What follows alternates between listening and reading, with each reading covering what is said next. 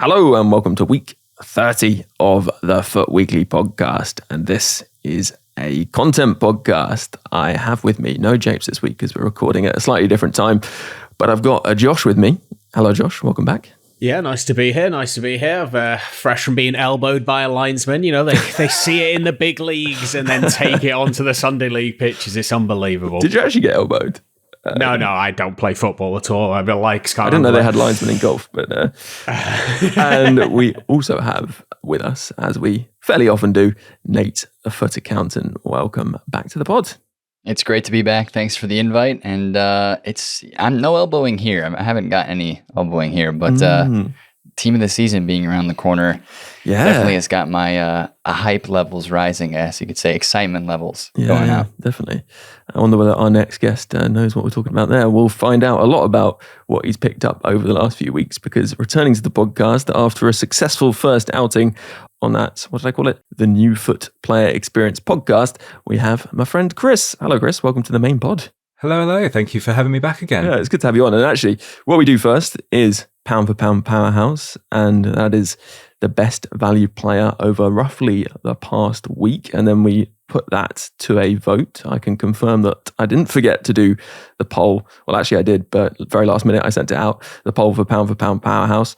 And I can confirm we have a winner, and that was FUT Birthday Hummels, which is fun because I'm not sure whether it will make it into it. But on the gameplay pod, Japes says that he isn't very good. So he's not here to say that, so I'll say it for him. But still, he's definitely good value and a good nomination. We'll move on to this week, and I'll start with the listener nomination. We're going to go for this one from Carl Eric. He says, the 93 closer is my pound for pound this week. The upgrade from the prime isn't substantial, but it is notable, particularly the bump to 4-star, 5-star and a generous dribbling fix. It's not a perfect card, but he does have a particular set of skills that puts him in an interesting category of players. 94 acceleration, 94 positioning, 95 finishing, 96 reactions, and 94 jumping. In terms of height and body weight and body type, he's lean. He's almost identical to 𝘭𝘪𝘬𝘦, something I definitely wouldn't have expected, actually. If you want to try a more traditional type of striker that can do both, get in behind and get on the end of crosses, or just want to play with a usable closer, 100k seems like a reasonable price. The positioning is clever, and he's not afraid to pull off all kinds of animations to get the ball in the net. It's not the most clinical card I've used, but it's closer. Or is that a pun? But it's close. Nice.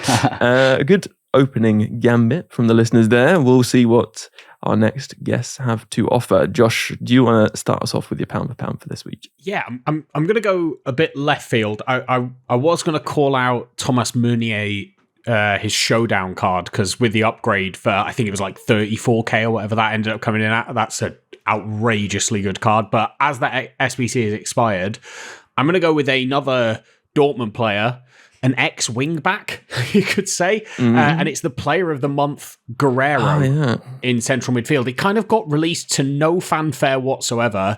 It's 53,000 coins or something like that, and it's 2 squads, which means you get some packs back. Terrible packs back, but packs nonetheless. And I think he's a 95 rated centre mid with a powerhouse in the midfield.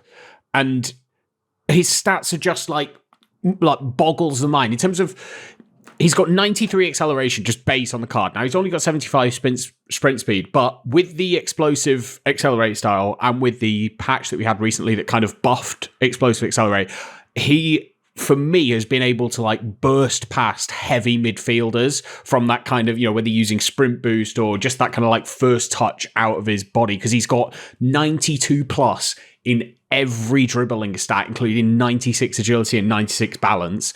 With a powerhouse, he has 99 short passing, 99 vision, 99 long passing. And he's got like 99 stand tackle, 99 interceptions, and 93 defensive awareness. Now, he is lightweight. Like, he is not built for physical battles in any way, shape, or form. But if you want a kind of techie midfielder that's going to pick a pass that can get past a player, honestly, he was so much fun to use for like 50k. 3-star weak foot was his only letdown, but I mean, it's pound for pound powerhouse, like there's going to be some drawback at some point, right? Yeah, of course. A great nomination. And I think it's 96 rated centre mid with a maestro. Very, very good player. Let's move on to Nate. Who have you got for us? I've got another right back kind of in the conversation of defensive players. This one's not as cheap as the 5-star Thomas Meunier, but it is still available. And it's really good value in my mind because it's an upgrade over a card that previously existed, and it is 300k cheaper. It's the 92 Lam Trophy Titans. I know the pack weight on this Titans promo has been pretty, I guess, surprising and shocking at how quote-unquote easy it is to pack icons. I know not everybody has done it, but yeah, this 92 overall, some people call them the Lil Bro icons because they're like the junior versions. So Lil Bro Lam is my nominee just because the Prime was 400k. It's an upgrade over the Prime. He can play right back or left back. And like Josh mentioned with the explosive being buffed, he is explosive on basically every chemistry style except for Architect. I threw an anchor on my Lam, and he is taking over the right back spot in my team for the mid Carlos Alberto, which I've used for a long time. So I really, really enjoy the card. He is a bit weak, but the anchor helps out with that a bit. But he's just super fast, super agile, and his passing and crossing is incredible. So I think, especially if sometimes I switch to like that 3-back, and he plays right mid, but comes back on the fence a little bit. He's a perfect kind of card for that sort of area as well. And I mean, 100k for a 92 Lam seems like a price that probably shouldn't go down that far, considering he's an icon and he can play right back and left back. So I think that's pretty solid value there. And that's my nomination for the week. Nice. I like it. I'm going to go for a man who's no baby. It's Roy Keane. A few listeners pointing him out as well, I should say. But the big thing is, when you compare him to other defensive midfielders, particularly looking at that Kante, it's very hard to argue that really Kante wins on anything apart from the 5-star weak foot versus 4-star. But the thing is, Keane's so much better at short passing, long passing, and vision that I think that's going to compensate, to be honest. And crucially, +5 ball control, I was noticing Keane has over Kante. He's also default lengthy Keane, which is nice. Drop a shadow on him and you're really going to maximize his pace. He's got 90 strength. Kante only has 76. He's also got those medium attacking, high defensive work rates, but he's 5'10". He's got good height. He can win balls in the air, has that 99 aggression. And I mean, just really outstanding all round. I think for 400k, which is the same price as that gamble pack that we've got out at the moment, he's going to be a better place to put the fodder. And yeah, I think if you need a defensive midfielder who's going to get full chem, obviously not so useful for chemistry on other players, he is going to be really, really top tier for the price, I think. As somebody who has completed Kante, I do feel a little bit of regret doing that. I don't regret doing Kante because it's Kante, and I've always loved Kante in FIFAs, but man, we've had so many insane midfielders in the past, 2-3 weeks in this game.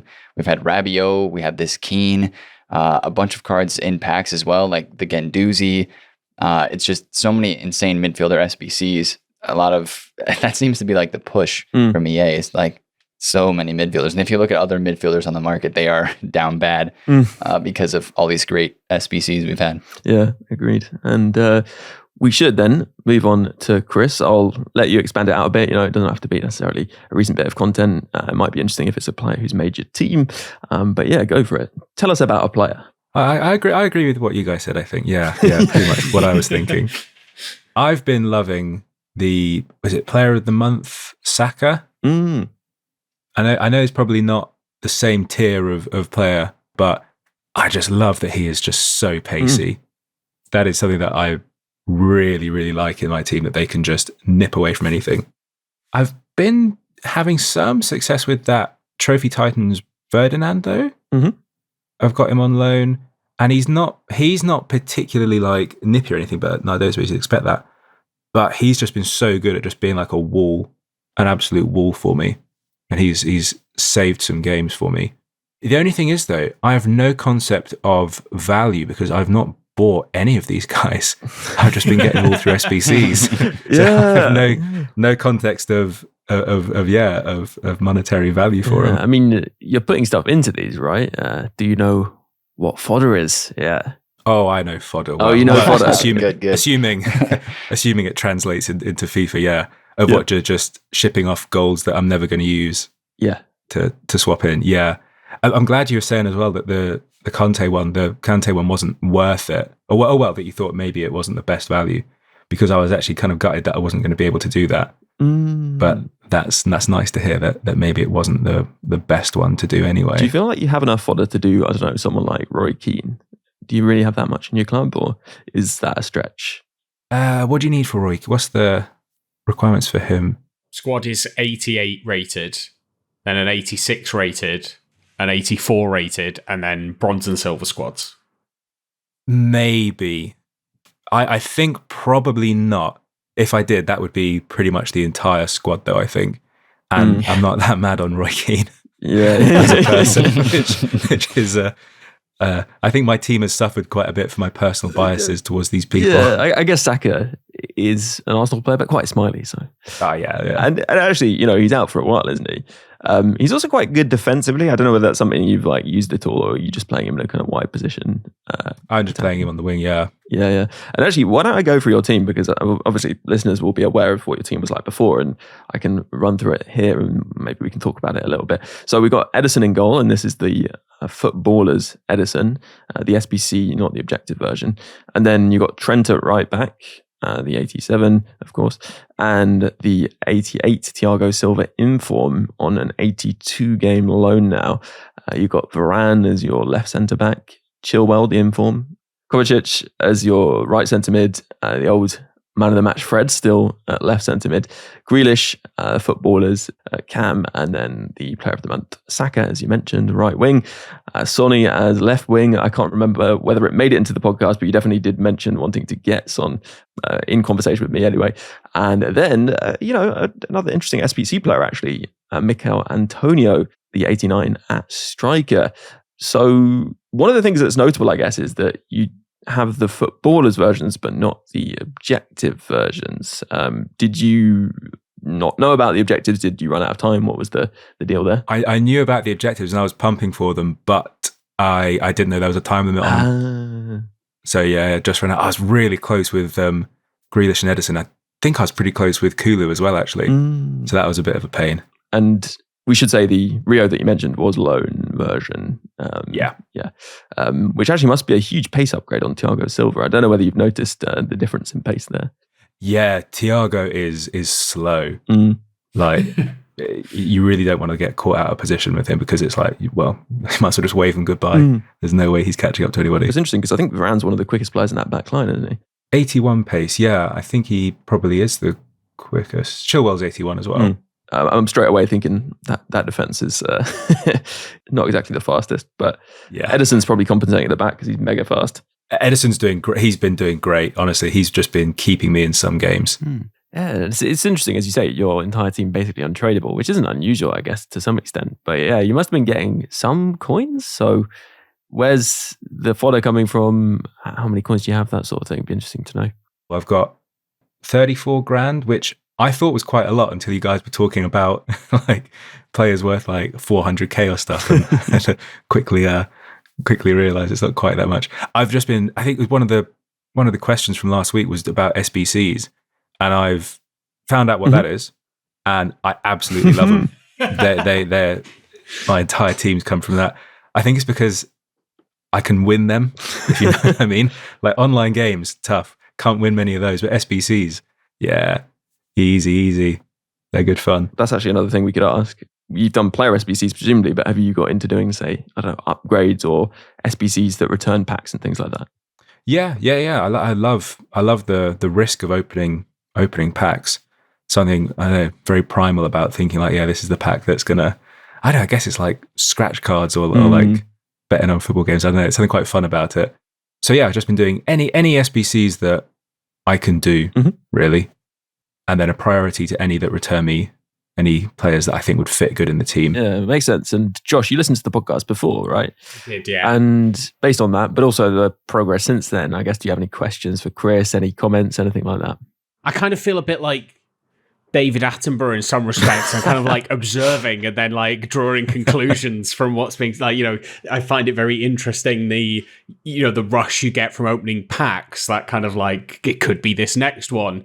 It is incredibly addicting and is one of the things that I think leads people to spending money on the game to go and open a pack, because it does have that feel of that rush. My second thing is, obviously you're very like Premier League heavy, and I know you like smiley players and players that you kind of have a knowledge of and watch regularly, but do you feel restricted at all by, now that you've gone down a Premier League route, if there was something else available that you maybe wouldn't go for it because it wouldn't fit the team? Yeah, I do think that and I know that I'm restricting it a bit, and I feel that because I've not got all of the like top Premier League player cards yet, I wonder there is going to be like a ceiling.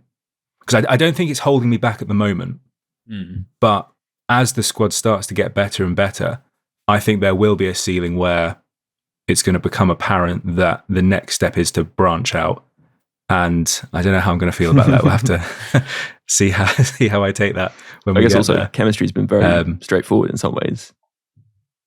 Chemistry's been like almost like not an issue, really. Yeah. Although that's one of the things about the SBCs that I think is quite fun, is managing the chemistry and getting the links between players and stuff. They're always more fun than the ones where it's just 10 gold players or whatever. Oh, so you're saying in terms of SBCs with chemistry, you actually prefer to do those, or feel there is some enjoyment? Yeah. Like, don't get me wrong, like the ones where it's just like, here, just fill in 10 gold players and you get an 82 plus pack. I'm like, yeah, thank you very much. I love free stuff. Cheers. But for like the fun of like, I don't know, it's just like a puzzle really, isn't it? A challenge, one might say. Yeah, exactly. Yeah. A challenge based around squads. So the marquee matchups SBCs are up your alley then every week. Yes. Yeah. Been into those as well. They're good fun. It's funny actually, because this year there have been far, far fewer chemistry SBCs. Pretty much all of them used to have some chemistry requirement. So, Oh, really? Yeah, and I've been saying how it's a really good thing. I don't think it should necessarily be a puzzle if you're just forfeiting value, but perhaps there should be something more puzzly and actually like a complex puzzle for people to do for good rewards, I guess.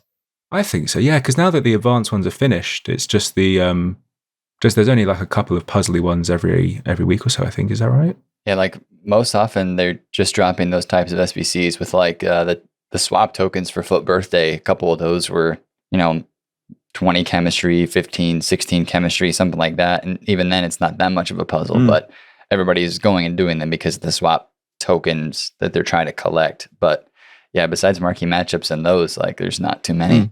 Okay, off that, I have two questions, because I'm trying to like think about, if I hadn't really played the game all that much, would I understand what swap tokens are? Maybe if I'd read it in game, but my question kind of is a bit more broad. Like, how do you get your information of what's happening in the game? You just log in and it will present you information? Are you like looking for it? Is there... Do you know what I mean? I don't know, because I go to Twitter or certain websites to like, FUT.gg has the like daily content page that tells you everything that's been added kind of thing. But if you didn't go there, is the game presenting that information to you? So I don't go to any sites at all. I just log in and try and work it out. And I think I was saying to Ben before that there is an air of, I think the game expects you either to know a fair amount of how everything works, or maybe they expect you to go and find that information elsewhere. Because they do present a bit, but it's sort of like a very, very basic overview, and they chuck you in. And there's like SBCs that say you need, like, you're swapping these FUT champion token player, and it's like, I don't know what that means. I have no idea what that means. What are you asking of me? Right, like we had the... Chris, if I mentioned team of the season voting, have you seen anything around that? I understand team of the season and voting. Okay. I don't know. Are you guys voting for like your team of the season? Yeah, we are. We'll talk about that actually quite soon in this podcast. But I wanted to just follow on from that point, because one of the things I noticed is that you were seemingly missing things, or things were expiring which you were planning to do, because it's just sometimes not that clear when things are happening, what's on at the moment. I mean, the tokens is something you only caught really towards the end, and I think you were saying we're a little tricky to figure out. Really, they should work like the star currency for moments where it shows at the top. I think that would just make it so much more straightforward because it's such a weird, cobbled together system, tokens. It's amazing it's been in the game so long in such a kind of unintuitive way, right? Yeah, just imagine like up in the top left by your coins, your FIFA points, and your moment stars, like there's a little added on during a swaps program after it goes live, like when you start at 0 out of 30, whatever, and it shows a little FUT birthday swap token, you're like, oh, okay, that's how many I have, and this is how many there are to go, so that you know straight away how your progress is. And every time you send one to the club, that boom, goes up one. Yeah. That could be a really cool addition. Yeah. That'd be really fun, yeah. I mean, it wouldn't even have to go into your club, right? Because it could just count up, and actually that would stop people accidentally submitting them, all those kinds of things. And I do think there's a strong argument if we're sticking with this kind of system, and we've had it for so long, it should be better integrated into the mode. I was interested, before we move back to content and team of the season, actually, and what's to come. Josh, did you want to sneak in maybe one more thing for Chris? One of the things I loved that you said in the first podcast, Chris, was he's got a funny card design for some reason, because I've got a mate who's not played FIFA for about the same period of time, really, like 5 or 6 years, and I might like send him the team, and he'll go, it's just like a rainbow of colors on the screen. Like, oh, how do you know what this player's supposed to be? And he's just high rated and he's got a cool card design. So when you get a token and it's like a 60 rated bronze card, but it's got a nice card design, you go, well, what's the point in this? Like, it's not going to get in my team, and I've no idea what I'm supposed to do with it. It just is like, oh, here you go. Here's a like useless, fun looking player. Yeah, it's one of those things I think you take for granted, that you just kind of, over the years, you kind of gain this base of knowledge of what's happening, so that when they introduce something small that's new, it's easy to understand it quickly, because that's the only thing you have to understand about it and how it works. Whereas that kind of, it's like opening Pandora's box when you start. It's just, there's so much and there's so many different sides to it. Like, I'd be interested to know, Chris, have you played Draft at all? So I have played Draft because I was going through the objectives, and I think one of the objectives to get one of these tokens was play one draft game. Yes. So I did one of those, and I think I got hammered. But because yes, of course, because I pulled this team, I was like, oh, wow, this is a fantastic team. Well, I'm going to do really well. Of course, not realizing that the other guy's got a team that's just as good, and just as stacked. But I think it's interesting what you're saying about like the sort of the rainbow colors of just like, there's just so many colors of these, and it's like, what does everything mean? Because I'm sure I remember last time playing that it was like gold, and I think there was like team of the week and like team of the year, I think. And I think that was it, or maybe that's all I can remember. And now, like you say, it's just every player's got this color or got like some weird picture for them. And it feels a bit like, what's his name in The Incredibles, where he says that when everyone's super, no one is. And that's kind of how it feels now. Because the first couple of games, I was like, oh, wow, this guy's got a team of the week Saka, whatever. Wow, that's so cool. And now it's like, yeah, one of those, whatever you say, buddy. Let's just go. Yeah. Yeah, that is a good point. And it's an issue that people discuss, right? Yeah. Trying to explain, we had a World Cup Path to Glories. There's Road to the Final World Cup cards. There's World Cup icons, World Cup stories, World Cup phenoms, and Team of the Tournament World Cup players, and World Cup heroes that were in the style of Marvel. And it's like, how many players was that? Like 150 players? It is mad when you think about it. It's funny as well, because some people obviously will say that there isn't enough content in the game or whatever.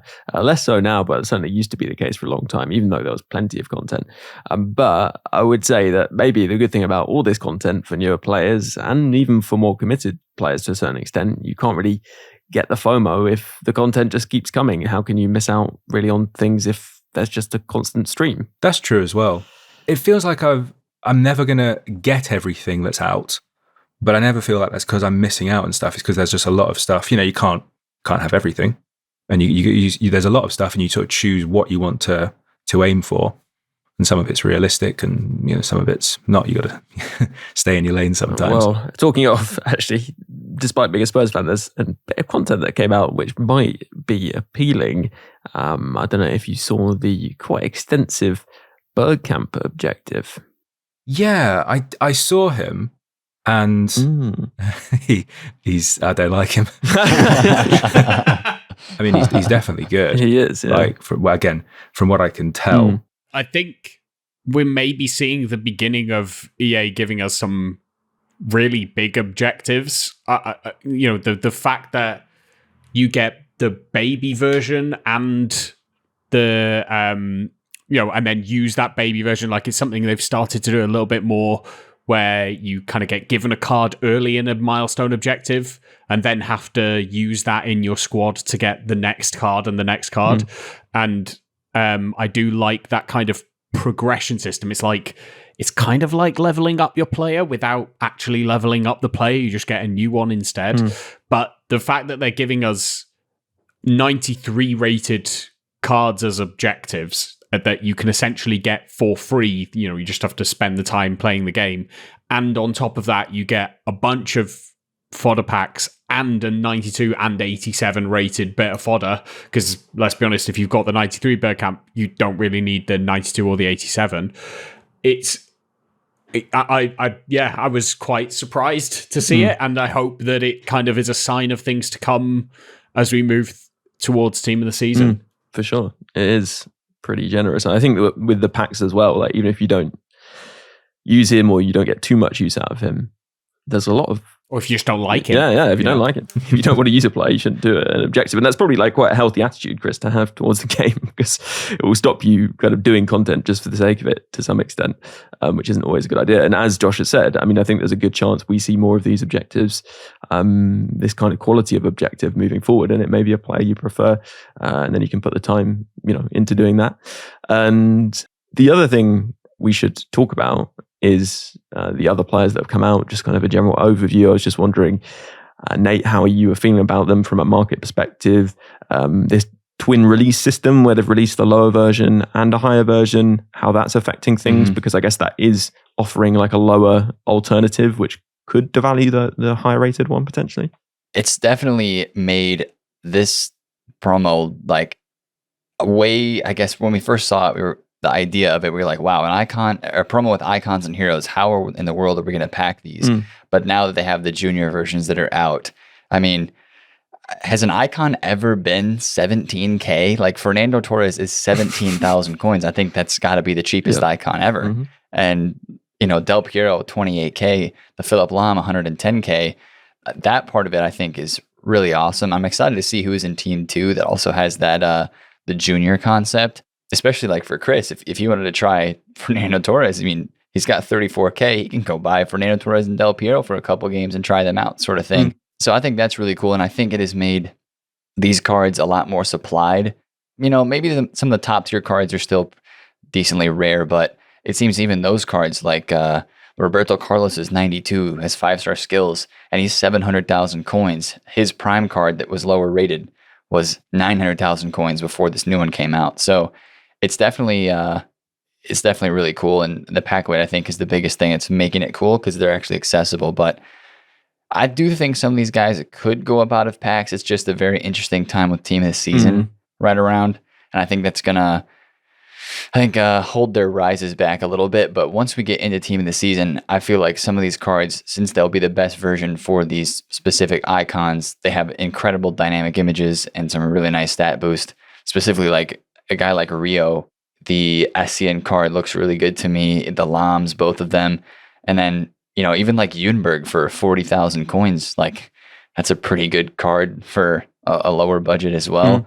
I think some of them could end up doing well during team of the season, but kind of just waiting for that to happen before really feeling like, okay, I want to buy a card and hold it for a longer period of time than just a day or two. Yeah. That's a good point. I find it kind of interesting, just riffing off of the idea of if everyone's super, nobody is, then I think there's a similar thing kind of happening with icons now, especially with how packable those baby versions are, and I kind of don't mind it. Like give people the ability to use icons that are incredibly cheap, but there was always like a prestige around packing an icon. It was something that happened, once a year, maybe. Mm-hmm. And even if it was a tradable, base Ruud van Nistelrooy, because it discarded for 70k, there was value in it. It felt special in some ways. So yeah, I think it's a great promo. Like the fact we've got a Del Piero that people are actively going out of their way to use is always going to be a big plus for me. I wonder if the prices are a little low, especially once they go out of packs, because I know there's a bit of worry about team of the season, but it tends to be that the first team of the season team is like Eredivisie and Community, and they tend not to be incredible, like not super, super high rated. And I think somebody like that Roberto Carlos, if you look at his prime or even his World Cup version, that is a similar idea. It was only in packs for a limited period of time, whereas his prime has been in packs for a longer time. There definitely could be some nice price rises if you were looking to invest in these. This promo is also confirmed, and it may have happened earlier, but is that we can get 2 special versions of icons. And we've got a Zinedine Zidane, and we obviously had his World Cup version. There's a few of them like that, Roberto Carlos as well. So I think Rich Buckley assumed there would only ever be one special version, but now we can actually have multiple. So it'll be interesting to see how TOTS is done alongside these. Like, I'd love to have more usable versions of icons that tend to have only ever been fun to pack rather than people, cards people actually wanted to put in their teams. Yeah. Well, whether we get them in this lot or with team of the season, the likes of Gerrard, Scholes, Lampard, and Henry, really underrated in the game, I think, would all be very Premier League biased, but would be great. When does team of the season come out? Well, I'm glad you asked, Chris, because that Great question. was exactly what my question was going to be next. When do we anticipate Team of the Season dropping? Because we've had the voting come out. We know we've got Team 2 of Trophy Titans, which is on Friday. Well, actually, we don't know, but they've said Team 1, so almost certain that'll be Friday. So, do we then have a week of Team of the Season warm-up and it's actually Team of the Season the following week? What do you think, Nate? I think they might just start it off on the 21st because the way the voting looks, it's only 3 days long. So we have until the 13th to vote on community tots. And then on the 17th, next Monday, we're going to start voting on Premier League tots. It's very possible that it could be like an extra week in there for the lag time, and it does start on the 28th. But since these voting times are so short and sweet, it feels almost right for me that it would be starting on the 21st with community, and then Premier League on the 28th, and then I think it's Bundesliga after that. So that's my guess, but who knows? Okay. I would agree. I saw a potential leak that I actually retweeted and said, this is laughably silly, saying that TOTS would come out on the 18th, which would be a Tuesday, which has never happened before. And I was kind of like, there's no way this is real, but I don't know now. Like, I could see it. The 21st, I think, is the most likely day. And I do think, if you look at the timelines from last year versus this year, especially considering we had the World Cup and how much later the season's finishing, this is early for Team of the Season. But bringing it in on the 21st of April would be early considering the break that we've had. We should have another week of a build-up promo, and 28th was the earliest I thought we'd get it. I thought it might even come in May. But I wonder if with the amount of stuff that we've seen in the last few days about EAFC coming, and, it was plastered all over every Premier League stadium this weekend, and, we've had the release promo and all of the leagues have started putting the triangle about the new logo for the new game.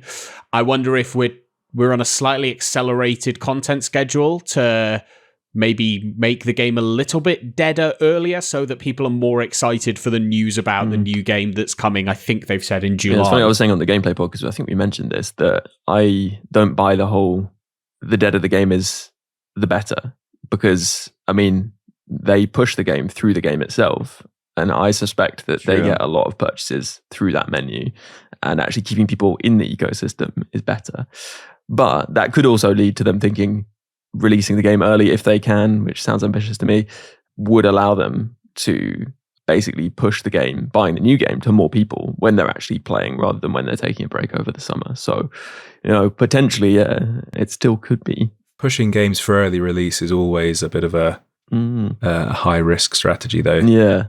Especially when you're pushing one of the biggest releases in your franchise's history, probably. Yeah. So I don't know. It's interesting. But yeah, it is interesting that Team of the Season is coming earlier. That said, I think they've had a lot of success with their summer content. So maybe they just think, right, let's get Team of the Season out of the way and just like go mad sooner, maybe? I don't know. Yeah, it's weird that the game has now moved to a state where actually the later in the game cycle, the more fun the game tends to be. Like it feels less of a grind and you start getting things a little bit easier. So yeah, definitely could be accelerated towards there. In terms of that as well, have you seen your 99 pace centre-back maybe coming for everybody if they wanted to complete him? Yes. I wanted to speak about him for sure because he'll probably be out by the time you're listening to this. And based on the evidence we've seen from icons released as SBCs who are on the market, it'll probably be about 600, 700k, which I think will be a steal for a centre-back of his quality. Been using the 90 for ages, and he is, for me, and bear in mind that I have the prime Maldini untradeable and Sergio Ramos, the best centre-back I've used this cycle, the 90. So the 93 is going to be even better. It's marginal, to be honest. I wouldn't upgrade if you have the untradeable, but it's going to be worth it if you have fodder to spend, if you need a centre-back, if you need maybe Brazilian chemistry points even. But also, crucially, around Team of the Season time, if you need to start in a back three, he's someone who can actually play very well at fullback, possibly either fullback position, but obviously right back he's very good at. He is still, at time of recording, the only pretty much max pace centre-back with 98 sprint speed and 99 acceleration with a shadow. This version is actually pretty strong as well. I've never had an issue with the physicality of the 90, but this one has 89 strength, 90 reactions. He's going to be really, really good, and I'd strongly, strongly recommend him as a place to put your fodder for sure. If not, just go out and complete, to be honest, regardless. But probably time to move on to something else that is coming and we know about, and that is Team of the Season. Community Team of the Season voting is out. Josh, any particular highlights from the nominees? Any thoughts? I like that there's kind of a bit of a wider range. Just on this, before I pick out, if there's a player that you think should be in here, ask yourself two questions. Have they had more than one special card this year? Because if they've had more than one performance-based special card, they can't be in community tots. And are they likely to be in their league's Team of the Season? Because if they are, they're also not going to be here. So chili beans if you're screaming about Saka or Haaland not being here.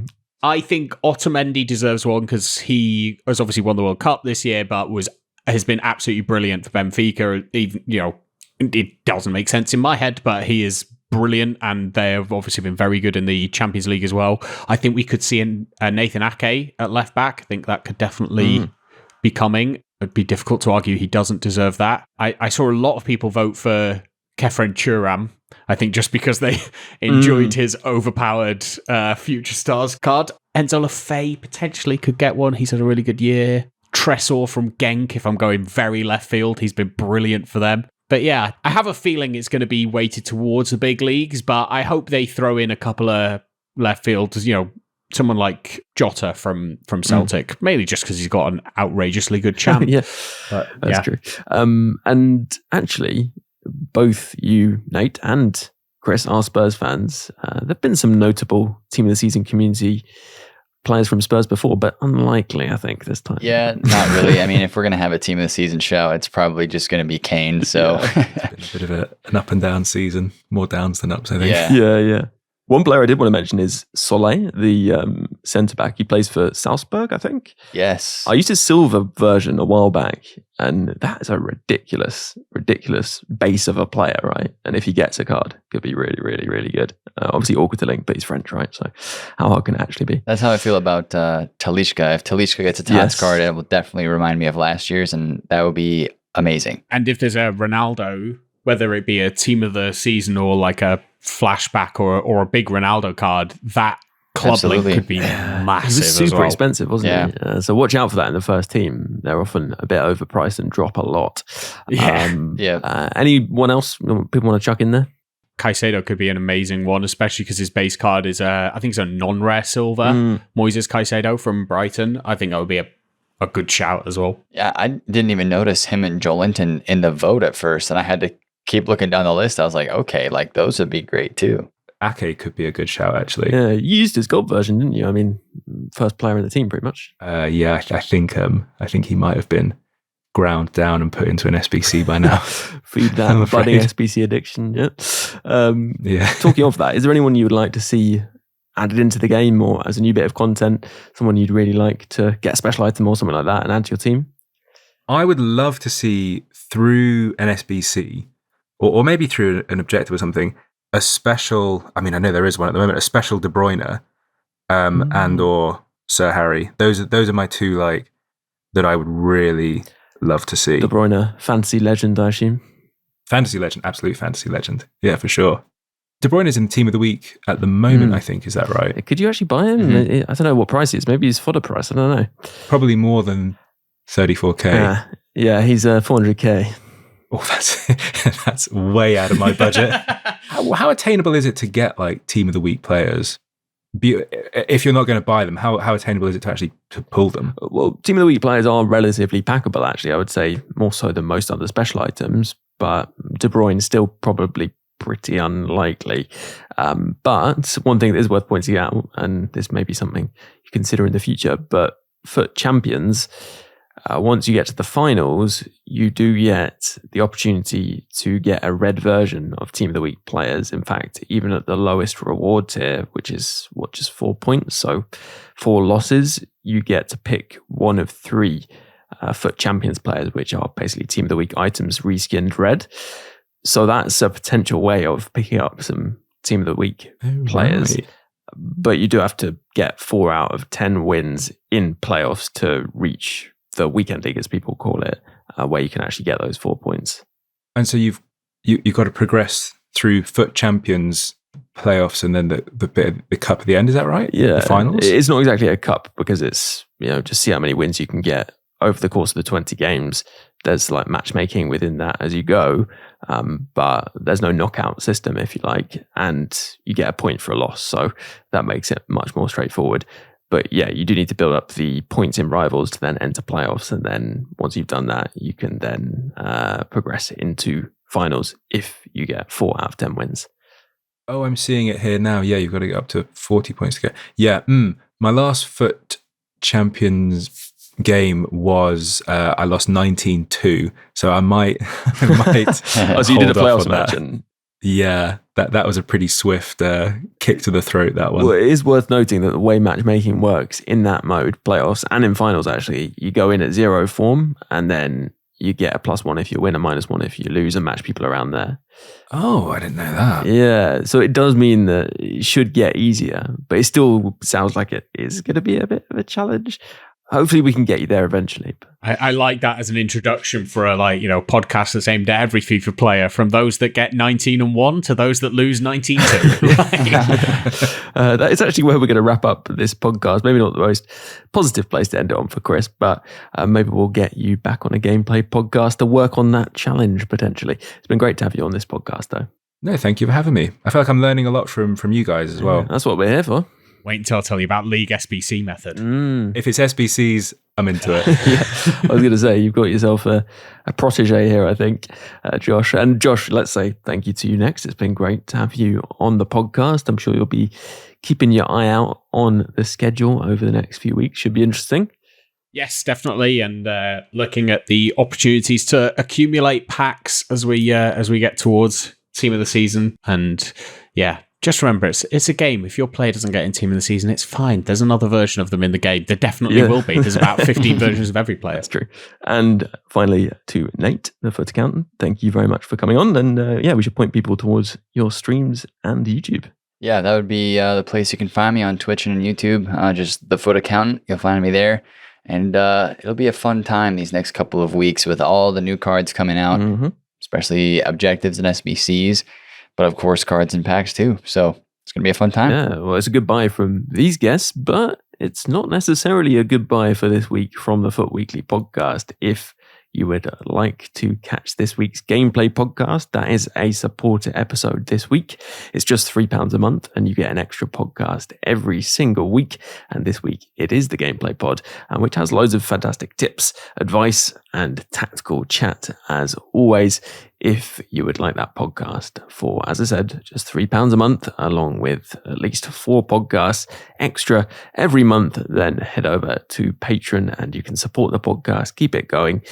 Just search Support FUT Weekly or follow the link in the description of this podcast, or you can go to bit.ly/morepod. If you are already supporting, a huge thanks for doing so. It really does make a big difference. And a big thank you to those icon patrons: Dave B, Hugh J, Coach Vass, DJ FIFA Player, Alan G, Alistair, Anthony R, Dominic P, Rob P, Jeff B, Stephen F, Tom B, Damon H, David S, Nick Jack M, Eric T, Neil P, Adam G, Dan W, Waterman, N Hagman, Harry A, Jake G, Roger D, Springford, Elec, Bracco, Nishant, Harry P, Alex M, Lee A, Brendan W, Andrew C, Joe W, Timothy J, Dylan, J Kell, Ibis24, Adam R, Sam K, Graham W, Andy, Ads H2K, and Brian V. Plus a special thanks to Luke M, Dave B, Hugh J, Tom M, Darren W, and Pato Foot for advice and production assistance. Before I leave you, just one more thing to add, though. FIFA's a bit like life, really. It has its many ups and its many downs. If you're having a few more downs than ups in real life in these more difficult times, then please don't feel that you're alone or need to struggle on without taking action.